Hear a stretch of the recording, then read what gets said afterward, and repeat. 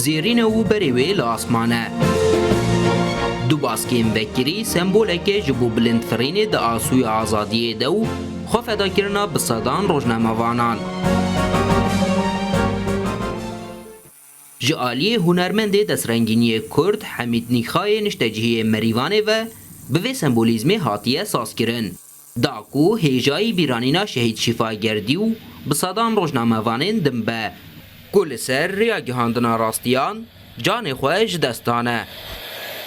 لدیزاینی خلاتی شفاگردی رومەتی پەیکەرەکە لە شێوەی خودی شەهید شیفا وەرگیراوە کۆی گشتی پەیکەرەکە وەکو فریشتەیەک سازکراوە لە ساتی بەرزبوونەوە و هەڵفڕیندا کە هێمای شەهیدبوون و ئاسمانیبوونی ئەو بەڕێزەیە باڵەکانی ئەم فریشتەیە قەڵەمە و لێرەدا هێمای ڕۆژنامەوانیە لە داوێنی پەیکەرەکە گۆی زەویمان هەیە کە سەمبولی نێودەوڵەتیبوونی خەڵاتەکەیە گۆی زەوی خۆی هەڵناو کوبێکی شەفافدا کە ئاماژەیە بۆ ئەرکی ڕۆژنامەوانان بۆ ڕوونکردنەوە و خستنە پێشچاوی ڕووداوەکانی جیهان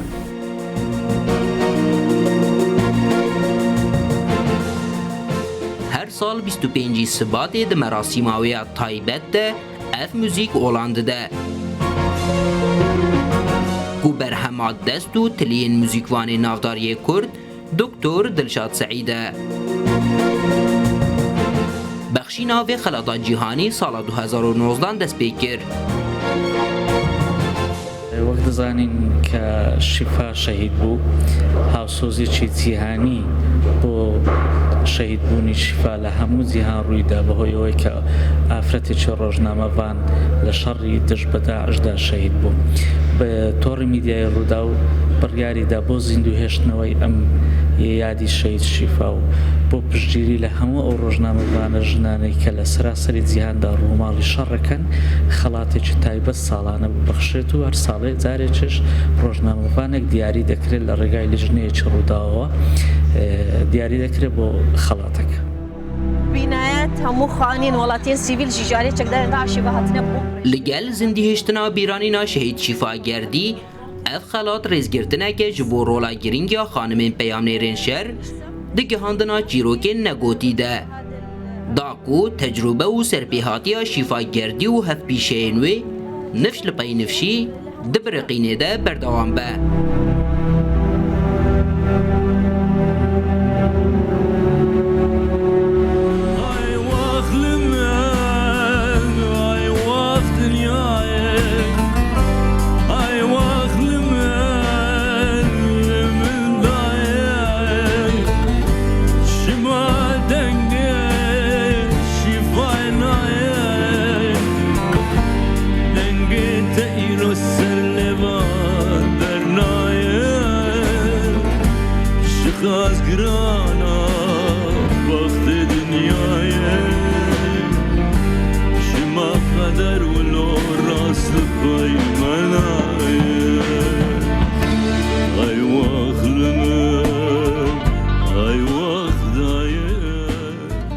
تماشاوان نیجا هنرمند نافداری کرد جوان حاجو سترانک تایبت به هفکارم شیفاگردی